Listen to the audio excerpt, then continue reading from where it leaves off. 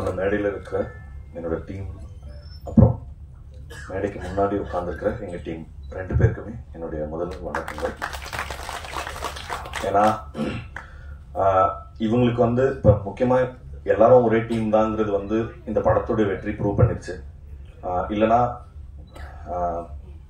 எங்கள் ப்ரொடியூசர்ஸை சொன்ன மாதிரி இவ்வளோ சின்ன குறுகிய காலத்தில் அனௌன்ஸ் பண்ணி முடிச்ச கொஞ்ச காலத்தில் இந்த படத்தினுடைய இந்த படம் எப்படி இருக்குங்கிற செய்தியை நான் ஒவ்வொரு நாளுமே நீங்க எடுத்து சொன்னதுனால தான் ஜனவரத்து பயங்கர ஜாஸ்தியாச்சு. இதுக்கு இந்த கிரெடிட் எனக்கு பெரிய பொறுப்பு கொடுத்துருக்கோம். ஐயோ அப்பா, இதுக்கப்புறம் ஒழுங்கா இன்னுமே ஜாஸ்தி வேலை செய்யணும், நம்ம வேலை செய்யறது பத்தாது அப்படிங்கிறது. இப்ப எங்க டீமுக்கு நன்றி சொல்றது நான் ஆல்ரெடி நிறைய தடவை அவங்க கிட்ட சொல்லியாச்சு. இதுக்கப்புறம் ஆபீஸ்ல கூட பார்க்கும்போது சொல்லிக்கலாம். பட் ஆனா இந்த விழாவினுடைய நோக்கம் உங்களுக்கு நன்றி சொல்றது மட்டும்தான். ஏன்னா யோசிச்சு பார்த்தா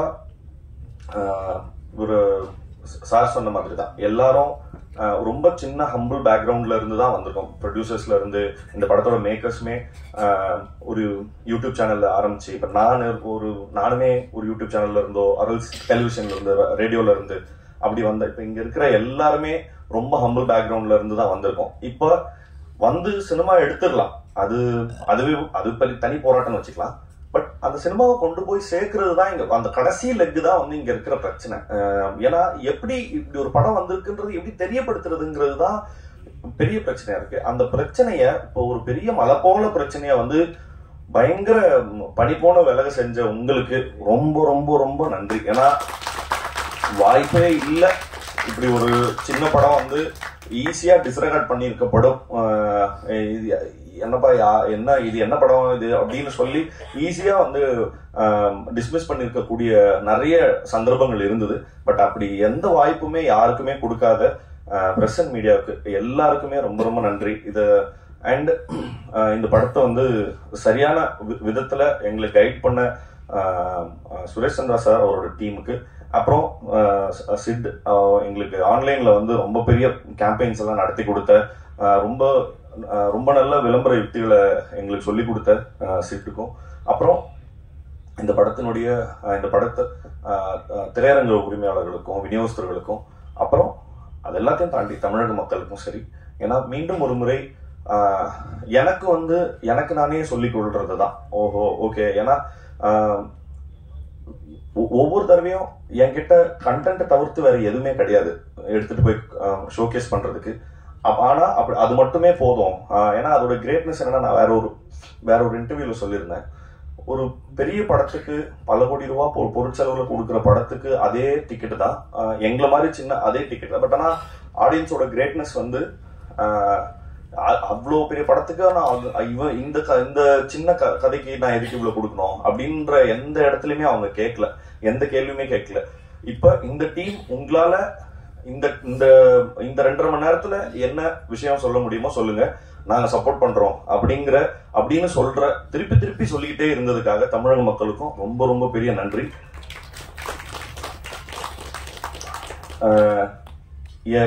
எங்க டைரக்டர் சொன்ன மாதிரி எங்களுக்கு சொல்றதுக்கு அதை தவிர்த்து, நன்றியை தவிர்த்து புதுசா எதுவும் இல்லை. ஆனா நன்றி மட்டும் நிறைய தடவை சொல்ல வேண்டியது இருக்கு. Thank you so much. நன்றி. தேவையானது எல்லா விதத்திலையும். ஏன்னா அந்த விதைகள்னு சொல்லுவாங்க. இந்த படத்தினுடைய முக்கியமான விஷயமே இந்த ஆரம்பத்தில் அந்த போட்ட வீடியோஸ் தான்.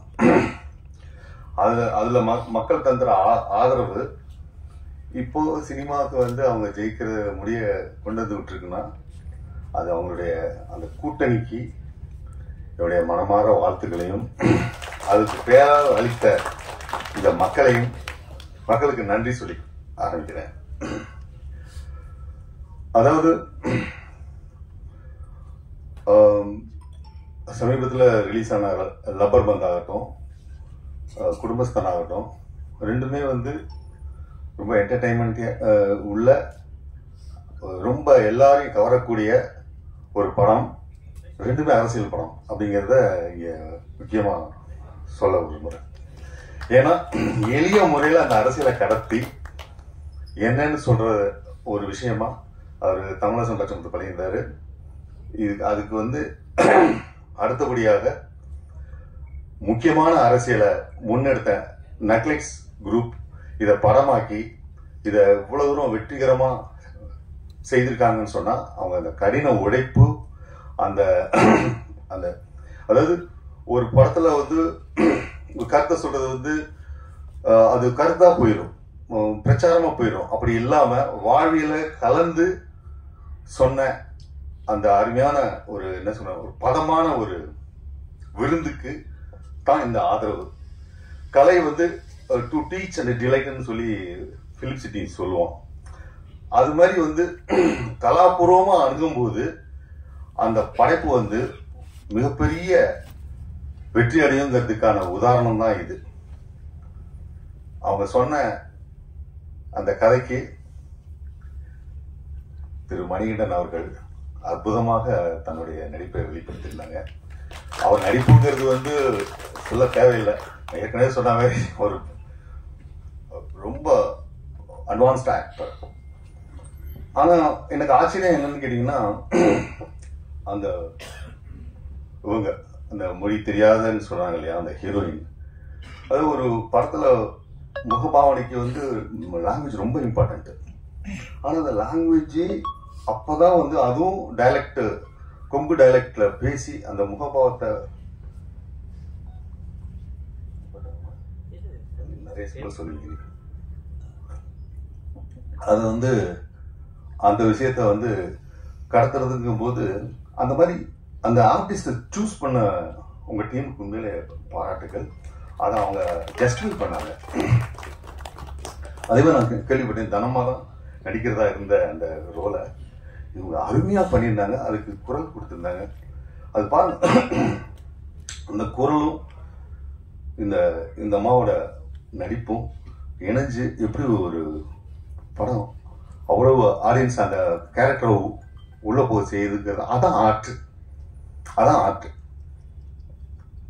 ஏன்னா நம்ம தமிழகத்துல நிறைய இடத்துல வேற வேற மாதிரி மொழி இருக்கு, திருநெல்வேலி இது. அப்ப பர்டிகுலர் இந்த கொங்கு மொழியிலேருந்து அதை ஜெனரலைஸ் பண்ற மாதிரியான ஒரு தன்மை இதுக்கு வந்தோடனையும் அந்த மொழியெல்லாம் கடந்து அந்த ஆர்ட் உள்ள போகுது பாருங்க, அதுதான் உண்மையான வெற்றி. அதுதான் எல்லா பேசக்கூடிய மக்களுக்குமான மைய பிரச்சனையை எடுத்துக்கிட்ட அந்த குடும்பஸ்தன். அந்த டைட்டில் வந்து வெரி முக்கியமானது. அந்த டைட்டில கண்டெம்பரரியா சொன்னது மிக மிக முக்கியமானது. அதுதான் வந்து இந்த படத்தினுடைய அந்த கண்டெம்பரரியான பாலிடிக்ஸ், கண்டெம்பரரியான அந்த வாழ்வியலை சொன்ன இந்த அத்தனை பேருக்கும் அதை எழுதின பிரசன்ன பாலச்சந்திரன் அவர்களுக்கும் என்னுடைய நெஞ்சார்ந்த நன்றியை தெரிவிச்சுக்கிறேன். அதுபோல இந்த படத்துல மிக முக்கியமா அந்த கொங்கு பாஷையை பேசி அந்த சுந்தரராஜன் சாருடைய அந்த நாம் பல படங்கள்ல பார்த்திருப்போம். ஆனா அதை தாண்டி இந்த கேரக்டரா அவங்க அப்பாவா வாழ்ந்த ஒரு எஃபெக்ட் கொடுக்கறதுக்கு காரணம் அந்த ஸ்டேஜிங். ராஜேஸ்வரன் காளிசாமி அதை வந்து ரொம்ப குறிப்பிட்டு சொல்லணும். இது ரொம்ப அதே மாதிரி ஜென்சன் திவாகர்லாம் நடிப்பாரு அப்படிங்கிறது வந்து எல்லாத்துக்குமே மேண்டேட்ரி. அது இப்போ லப்பர் பந்துலேருந்து பார்த்தீங்கன்னா நான் அவருடைய எல்லா நக்லெட்ஸ், அவர் மஞ்சள் நோட்டீஸ்னு இடையில ஒன்று பண்ணாரு, அந்த வீடியோலாம் நான் பார்த்துருக்கேன். அவர் ஒரு எஃபர்ட்லெஸ் ஆக்டர். இந்த டீமே வந்து ரொம்ப எஃபர்ட்லெஸ்ஸான ஆக்டிங் கொடுக்குறாங்க அந்த நக்லெட்ஸ் டீம். அதுதான் ரொம்ப ரொம்ப முக்கியமான ஒரு விஷயம். அந்த அந்த அந்த கொங்கு பூமியிலேருந்து பிறந்து வெறும் என்டர்டைன்மெண்ட்டும் மட்டும் பண்ணல, பொலிட்டிக்கலாகவும் ரொம்ப ஸ்ட்ராங்கா இருக்கிறதுக்கு காரணம் பிரசன்னா தான், பாலச்சந்திரன். ஏன்னா நான் பல பேட்டிகளை நான் பார்த்துருக்கேன். ராஜேஸ்வரன் காளிசாமி அவர் எங்க வீட்டில் புக்கு படிக்கவே சொல்ல மாட்டாங்க. ஆனா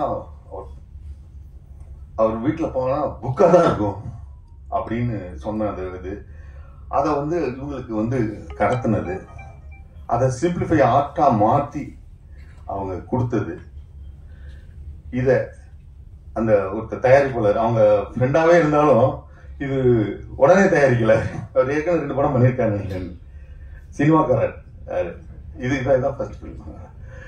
அவரை வந்து தயார் பண்ணி பண்ணது, இன்வெஸ்ட் பண்ண வச்சது, எப்பயோ சொன்ன கதைக்கு அப்படின்னு சொல்லி நான் பேட்டியில பார்த்தேன். அது பண்ணது ரொம்ப சிறப்பான ஒரு விஷயம். ஏன்னா அவங்க வந்து வெறும் இந்த கருத்தை சொல்ல போறேன் அப்படின்ட்டு சொல்லல, ஒரு படமாக்கி அவங்க ஒரு கதையா சொல்லியிருக்காங்க. அது ரொம்ப இம்பார்ட்டன்ட். இதுல நான் பேட்டியில பார்த்திருக்கேன், அதை வச்சு சொல்றேன். திரு மணிகண்டன் அவர்களுடைய பாட்டு ரொம்ப இந்த காலத்துல ரொம்ப அரிதுன்னு அரிது. அது ரொம்ப சிறப்பான நீங்க செஞ்சிருக்கீங்க. முக்கியமா அந்த இடத்துல இந்த ஃப்ரெண்டு இதெல்லாம் நியூ ஃபேஸ், அதே மாதிரி என்னை அடிச்ச ஒரு கேரக்டர் அந்த இவங்க சோமசுந்தரத்தினுடைய ஒய்ஃபா நடிச்சவங்க. நீங்களே பிரமாதமான, அது எப்படி அப்படி பண்ணாங்க அப்படிங்கிறது ரொம்ப பிரமாதமா இருந்துச்சுங்க. குரு சோமசுந்தரம் உங்களுக்கு சொல்ல தேவையில்லை, அவர் நல்லா நடிப்பாரு அப்படிங்கிறது. அவருக்கு 2 படம் வந்திருக்கு இந்த டயத்துல. அது 2த்துக்கும் பாராட்டு வாங்கியிருக்காரு. அது பிரத்யேகமா சொல்ல தேவையில்லை, அந்த அளவுக்கு அவர் வந்து இன்வால்வ் பண்ணியிருக்காரு.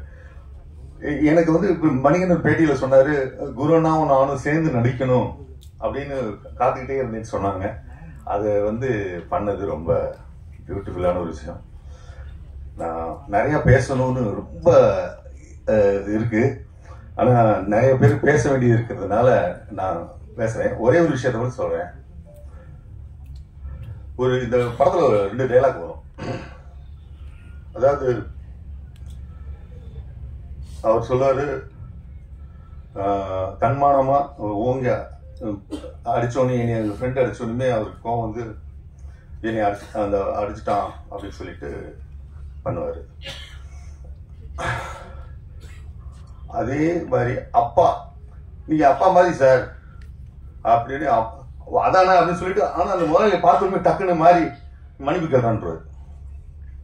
இதே மனநிலையில தான் சுந்தரராஜன் சார் அந்த சீன்ல லாஸ்ட் செகண்ட் ஹாஃப்ல வரும்போது வந்து அந்த 3 லட்சமோ என்னமோ தரேன்னு சொல்லிட்டு 1 லட்சம் தரங்கும் போது விடுன்னு அட்ஜஸ்ட் பண்ணுவாரு. 2 பேரும் அப்பாவோட மனநிலையும் அதுதான்.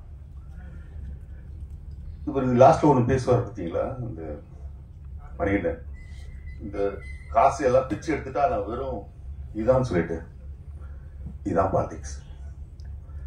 மார்க்ஸ் சொன்னது, human relationship is decided only by economy. அதை அருமையா வெளிப்படுத்தியிருக்காரு பாலச்சந்திரன். வாய்ப்புக்கு நன்றி. பண்ணி போயிடும். சினிமாவில் கூட 200 ரூபாய் கொடுத்து உள்ள வந்துட்டோங்கிறதுக்காக ஒரு அரங்கத்துக்குள்ள பல்ல கடிச்சுக்கிட்டு உட்காந்துருப்பாங்க. யூடியூப்ல அப்படி கிடையாது. யூடியூப்ல பல வகையான கண்டென்ட் கிரியேட்டர்ஸ் இருக்காங்க, ஆனா சின்சியரா சினிமாவுக்காக வேலை பார்க்குறவங்களும் இருக்காங்க. யூடியூப்ங்கிறது நக்கலைஸ் போன்ற ஒரு சேனலோ இல்ல வேற எந்த சேனல் மாதிரியோ அப்படியான ஒரு கற்பனை இருக்காது. அது மட்டும் இல்ல, யூடியூப்ங்கிறதுக்குள்ள எண்ணற்றவங்க அவங்களுடைய ஷார்ட் பிலிம்ஸை எடுத்து ரிலீஸ் பண்ணிக்கிட்டே இருக்கிறாங்க ஒவ்வொரு நாளும். அந்த ஷார்ட் பிலிம்ஸ்குள்ள அவ்வளவு உயிர் இருக்கு, அவ்வளவு உழைப்பு இருக்கு, அவ்வளவு நம்பிக்கை இருக்கு. அது வெறுமனே யூடியூப்னு சொல்லி அப்படி ஒரு புறங்கையில் அதை தள்ளிட வேண்டாம்னு சொல்லி நான் எல்லாரையும் அன்போடு கேட்டுக்கிறேன். ஏன்னா அதுக்குள்ள கனவும் நம்பிக்கையை மட்டுமே வச்சுக்கிட்டு உழைப்பை போட்டு எவ்வளவு பேர் வேலை செஞ்சுட்டு இருக்காங்க. அவங்க எல்லாருக்கும் உங்களுடைய அன்பும் ஆதரவும் எங்களுக்கு கிடைச்சது போல அவங்களுக்கும் வேணும்னு நான் கேட்டுக்கிறேன். அடுத்தது,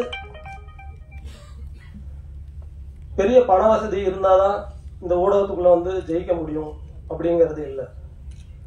எங்களோட நிறுவனத்துக்கு பேரு, நக்கலைட்ஸ் ஓன் பண்ற நிறுவனத்துக்கு பேரு எறும்புகள் நெட்வொர்க். அந்த நிறுவனத்துக்கு ஏன் எறும்புகள் நெட்வொர்க்னு பேர் வச்சோம்னா, அது ஒரு டீம் ஒர்க் அப்படிங்கிறதுக்காக மட்டும் இல்ல. எறும்போட புத்தை நீங்க எத்தனை முறை கலைச்சு போட்டீங்கன்னாலும் அது திரும்ப கட்டும். அதுக்கு பில்டிங் மட்டும் தான் தெரியும். அது எத்தனை முறை நீங்க அந்த புத்தை இடிச்சீங்கனாலும் உடைச்சீங்கனாலும் அது திரும்ப திரும்ப ரீபில்ட் பண்ணிக்கிட்டே இருக்கும். அதனால என்ன சரிவு வந்தாலும் நம்ம திரும்ப திரும்ப நம்ம வேலையை செய்யணுங்கிறதுக்கான ஒரு இன்ஸ்பிரேஷனுக்காக தான் எறும்புகள் நெட்வொர்க்னு எங்க நிறுவனத்துக்கு நாங்கள் பேர் வச்சுக்கிட்டோம். இதுல எவ்வளோ சிக்கல்களை நாங்கள் சந்திச்சு வந்திருக்கிறோம். அது ரொம்ப சாதாரணம் தான், எல்லாரும் சந்திக்கிற சிக்கல்கள் தான். ஒன்றும் அசாதாரணமான சிக்கல்கள் எல்லாம் நாங்கள் சந்திக்கலை. எல்லா சராசரி மனிதர்களும் அவங்க வாழ்க்கையில் சந்திக்கிற சிக்கல்களை தான் நாங்கள் சந்தித்தோம். ஆனால் ஒவ்வொரு முறையும் கடலை தத்தளிக்கிறவனுக்கு ஒரு ஒரு ஒரு மரக்கட்டையோ ஒரு ஒரு பிடிமானம் கிடைப்பது போல எங்களுக்கு நக்கலைட்ஸ் தொடங்கிய நாளிலிருந்து பத்திரிகைகளும் ஊடகங்களும் எங்களை ஒரு களம் போல கூட இருந்து காத்து எங்களை இன்னைக்கு வந்து கரையேற்றிருக்குன்னு நான் சொல்லுவேன். ஏன்னா அன்னைக்கு எங்ககிட்ட எதுவுமே கிடையாது. ஜஸ்ட் எங்களுடைய ஐடியா அதை ஒரு வீடியோவாக எடுத்து யூடியூப்ல பதிவேற்றுவோம். ஆனால் அதனுடைய நேர்மையும் அந்த அந்த கண்டென்ட்ல இருந்த ஒரு தரத்தையும் மதித்து எங்களை பாராட்டி ஒவ்வொரு முறையும் உற்சாகப்படுத்தி, ஏன்னா நாங்கள் நேர்காணல் கொடுக்காத பத்திரிகைகளே இல்லைன்னு சொல்லலாம். எல்லா பத்திரிகைகளும் எங்களுடைய நேர்காணல் இருக்கு. அப்போ அப்படி ஒரு வரவேற்பு, அதனுடைய எங்களை வேல்யூ பண்ணி இதை செய்யணும் அப்படின்னு பத்திரிகைகளுக்கு தோன்றியது இல்லையா? அதை ஒரு பெரிய பேரன்பா நான் நினைக்கிறேன். ஏன்னா அன்னைக்கு அது மட்டுமே தான் எங்களுக்கான ஒரு ஒரு சோலுக்கான ஃபுட்டுன்னு சொல்லுவாங்க இல்லையா, அது போல இருந்துச்சு. வேற எதுவும் இல்லை. அழகா நம்மளை பாராட்டுறாங்க. அந்த பாராட்டு தான் அப்படியே தட்டி கொடுத்து 8 வருடம் கழிச்சு இங்க கூப்பிட்டு வந்து விட்டுருக்குன்னு நான் சொல்லுவேன். நாங்க நக்கலைட்ஸ் தொடங்கி ஒரு ஆண்டுக்கு பிறகு எங்களுக்கு விகடன் விருது வழங்கப்பட்டது. அதெல்லாம் நாங்கள் எதிர்பார்க்கவே இல்லை. எவ்வளோ பெரிய ஒரு என்கரேஜ்மெண்ட்டுன்னு அதை என்னால் சொல்ல முடியாது. ரேடியோ சிட்டியில் எங்களை கூப்பிட்டு அவங்க பாராட்டி நிகழ்ச்சி நடத்தினாங்க. இப்படி எண்ணற்ற ஊடகங்கள்லேருந்து எங்களை பாராட்டியிருக்காங்க, வாழ்த்திருக்காங்க. எங்களை பற்றியான ஆர்டிகிள்ஸ் பப்ளிஷ் பண்ணியிருக்காங்க. என்னுடைய அறையில் நான் ஒரு பெரிய கலெக்ஷனே வச்சுருக்கேன். அது ஒரு பெரிய டாக்குமெண்டேஷன். அது எல்லாத்தையும் கலந்து இந்த திரைப்படத்துக்கு பிறகு அதை ஒரு டாக்குமெண்ட் பண்ணி வெளியிடணும்னு எனக்கு ஒரு விருப்பம் உண்டு. ஏன் அப்படின்னா, சாதாரண மனிதர்கள் போராடி தோத்துருவாங்க அப்படிங்கிறதெல்லாம் இல்லை. சரியான வேலையை செய்யும்போது, அதை முழு நேர்மையோடு செய்யும்போது நிச்சயமாக அதற்கான ஆதரவும் அதற்கான ஒரு பக்கபலமா ஊடகங்கள் நிற்கும் அப்படிங்கிறதுக்கு எங்களுடைய பயணம் ஒரு மிகப்பெரிய ஆதாரம். இந்த அரங்கில் கூடியிருக்கும் பத்திரிகை துறையை சார்ந்த பெரியோர்களுக்கும் நண்பர்களுக்கும், மேடையில் அமர்ந்திருக்கும் என்னுடைய நண்பர்களுக்கும், இயக்குனர் பாலாஜி சக்திவேல் அவர்களுக்கும் என்னுடைய வணக்கத்தை தெரிவித்துக் கொள்கிறேன். நானும் ராஜேஷும் சந்திச்சு 10 ஆண்டுகள் நிறைவடையுது. இந்த 25ஓட 2015 திரைப்படங்கள் எப்படி இருக்கலாம் அப்படின்னு ஒரு ரசனை சார்ந்த ஒரு உரையாடல்ல தொடங்கி 10 ஆண்டுகளுக்கு பிறகு ஒரு திரைப்படத்தை எடுத்து முடிச்சு, அந்த திரைப்படம் ஒரு மிகப்பெரிய வெற்றியை பெற்று இன்னைக்கு இந்த மேடையில நான் நிக்கிறேன் அப்படின்னா ஒரு கனவு போல இருக்கு அப்படின்னு நான் சொல்ல மாட்டேன். ஒவ்வொரு நாளும் இதை பற்றி பேசியிருக்கோம், ஒவ்வொரு நாளும் இதை பற்றி சிந்தித்திருக்கோம், ஒவ்வொரு நாளும் இதற்காக திட்டமிட்டிருக்கோம், ஒவ்வொரு நாளும் இதற்காக உழைச்சிருக்கோம். அந்த உழைப்புல எங்க கூட சேர்ந்து பயணிச்சவங்க, நக்கலைட்ஸ்ல இருக்கக்கூடிய, முன்பு இருந்த, இப்போது இருக்கிற அனைவருக்கும், நக்கலைட்ஸ் குடும்பத்தை சேர்ந்த அனைவருக்கும் நான் என்னுடைய மனமார்ந்த நன்றிகளை தெரிவிச்சுக்கிறேன். ஏன்னா அது கொஞ்சம் நஞ்ச உழைப்பு கிடையாது. வாரம் 7 நாளும் ஷூட்டிங் நடக்கும் கோயம்புத்தூர்ல. இரவு பகல் இல்லாம அந்த வேலை நடக்கும். ஓயாத ஒரு எந்திரத்தை போல நக்கலைட்ஸுங்கிற ஒரு சேனல் எங்களுக்கு பின்னால இயங்கி இருக்கு. அவ்வளவு மனிதர்களுடைய நம்பிக்கையும் உழைப்பும் வியர்வையும் அதில் கலந்துருக்கு. அதுக்கு நான் என்றென்றும் நன்றி உள்ளவனா இருப்பேன். அடுத்ததாக, நக்கலைட்ஸுங்கிற சேனல் தொடங்கி 8 வருஷம் ஆச்சு. இந்த 8 ஆண்டுகளும் எங்களுடைய கரம் பிடித்து எங்களுடைய ஒவ்வொரு வீடியோவையும் ரசித்து மகிழ்ந்து அதை பாராட்டி, நாங்கள் தடுமாறும் போது எங்களை விமர்சித்து எங்களை நல்வழிப்படுத்திய தமிழக மக்களுக்கும் அயல் நாடுகளில் இருக்கக்கூடிய தமிழர்கள் அனைவருக்கும் என்னுடைய மனமார்ந்த நன்றிகளை நான் இந்த நேரத்தில் தெரிவிச்சுக்கிறேன். ஏன்னா அந்த ஒரு பெரிய ஆதரவு இல்லாமல் 8 ஆண்டுகள் எங்களால் கடந்து வந்திருக்க முடியாது.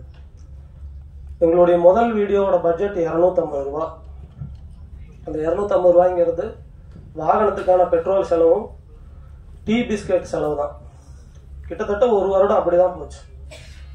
முதல் ஆண்டு யாருக்குமே எந்த ஊதியமும் கிடையாது. வெறும் நம்பிக்கை மட்டுமே வைத்துக்கொண்டு நம்ம வேலை செய்வோம், அதுக்கு ஒரு பலன் இருக்குங்கிற நம்பிக்கையை மட்டுமே வச்சு எங்க கூட சேர்ந்து உழைத்த எல்லாருக்கும் நான் இந்த நேரத்தில் நான் நன்றி தெரிவிச்சுக்கிறேன்.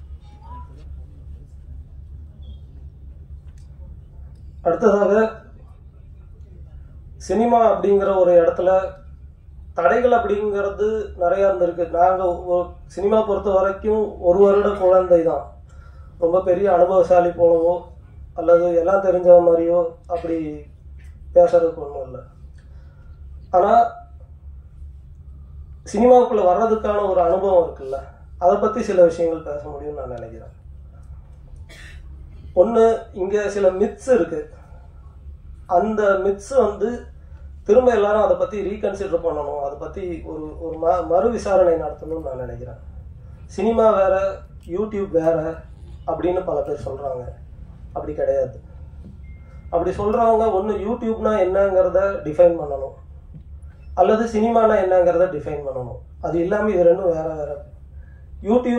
யூடியூப்ல தான் நாங்கள் சினிமாவுக்கான பயிற்சியை எடுத்தோம். யூடியூப்ல நாங்கள் சினிமா தான் செஞ்சுக்கிட்டு இருந்தோம். என்ன, யூடியூப் நமக்கு ஒரு 10 நிமிஷம் அவகாசம் கொடுக்கும். சினிமாங்கிறது 2 மணி நேரம் 2.5 மணி நேரம் அவகாசம் கொடுக்கும். அந்த 10 நிமிஷம் சினிமாவில் இருக்கிற லிபர்ட்டி கூட யூடியூப்ல இருக்காது. யூடியூப் இன்னும் ஒரு ஸ்ட்ரிக்டான மீடியம். 10 நிமிஷத்துக்குள்ள நீங்க ஆடியன்ஸை என்கேஜ் பண்ணி உங்க 10 நிமிஷமும் நீங்க வச்சிருக்கணும். உங்க கூட முதல் നിമിഷമേ നിങ്ങൾ ഉங்க ഓഡിയൻസ് എന്ന് പറഞ്ഞപ്പോൾ തന്നെ എനിക്ക് ഒരു ഇഷ്ടം തോന്നി. അപ്പോ രാജേഷ് ശരത്ത് വന്നില്ല അല്ലേ? ശരത്ത് എന്നെ ശരിക്കും ട്രാൻസ്ലേറ്റ് ചെയ്ത് തന്ന്. എനിക്ക് തമിഴ് വളരെ പ്രയാസമായിരുന്നു, എങ്കിലും പറഞ്ഞു തന്നു. ഒരുവിധം പറഞ്ഞു എന്നാണ് എനിക്ക് തോന്നുന്നത്. പിന്നെ ഞങ്ങളുടെ ഒരു സിനിമയ്ക്ക് കഥാകൃത്ത് മെയിൻ ആളാണ്. കാരണം തൂലികത്തുമ്പിലൂടെ എഴുതി വെക്കുന്ന നല്ല കഥ, നല്ല കഥാപാത്രങ്ങൾ ഉണ്ടെങ്കിൽ മാത്രമേ ഒരു സംവിധായകന് അതിന് ജീവൻ പകർന്നു കൊടുക്കാൻ പറ്റൂ ആർട്ടിസ്റ്റുകൾക്ക്. അതുപോലെ തന്നെ കുറെ ആർട്ടിസ്റ്റുകളുടെ ഹാർഡ് വർക്ക്, കഠിനാധ്വാനം കൊണ്ടാണ് ഒരു സിനിമ തിയേറ്ററിൽ എത്തുന്നത്. ടെക്നിക്കൽ സ്റ്റാഫുകളുടെയും അതിന്റെ ഫുഡ് പ്രൊഡക്ഷൻ മുതൽ ഡ്രൈവേഴ്സ്, പിന്നെ പ്രൊഡ്യൂസർ ഇല്ലെങ്കിൽ ഇതൊന്നും നടക്കത്തില്ല. കാരണം സാമ്പത്തികം ഉണ്ടാകണം, ഇല്ലെങ്കിൽ പാതി വഴിക്ക് നിന്നു പോകും. ഒരു കലാകാരനോ കലാകാരിക്കോ അഭി എന്നാൽ മുന്നോട്ട് എന്ന സംസ്കൃത പദമാണ്. മുന്നോട്ട് നയിക്കുക എന്നാണ് അഭിനയം എന്ന വാക്കിന്റെ അർത്ഥം. എനിക്ക് കിട്ടിയ അറിവാണ്, അതിലും നല്ല അറിവുകൾ ഉണ്ടാകാം. അപ്പോ നാം ഒരു അഭിനേത്രിയോ അഭിനേതാവിനെയോ സംബന്ധിച്ചിടത്തോളം എവിടെ വരെ പോകും? Between the audience and actors only. ഓഡിയൻസിന്റെ മനസ്സിലും കണ്ണിലും വരെയാണ് ഞങ്ങളുടെ യാത്ര. ആർട്ടിസ്റ്റുകളുടെ അവരാണ് തീരുമാനിക്കുന്നത്. അവരുടെ പ്രതികരണമാണ് നമ്മുടെ അവാർഡ്, ഓഡിയൻസിന്റെ. അപ്പോ എനിക്ക് എന്റെ സഹപ്രവർത്തകര് നിവേദിത, മണികണ്ഠൻ, മമ്മി എന്നാണ് എന്നെ വിളിക്കുന്നത്. അപ്പോ നമ്മുടെ എല്ലാവരുടെയും കൂടെ കൂട്ടായ്മയ്ക്ക് ഒരു പടം ഇത്രയും വേഗം ഇറങ്ങാൻ സാധിച്ചതിൽ കടവുളെ നന്ദി. എല്ലാവർക്കും സ്നേഹാദരങ്ങളോടെ എന്റെ നന്ദി.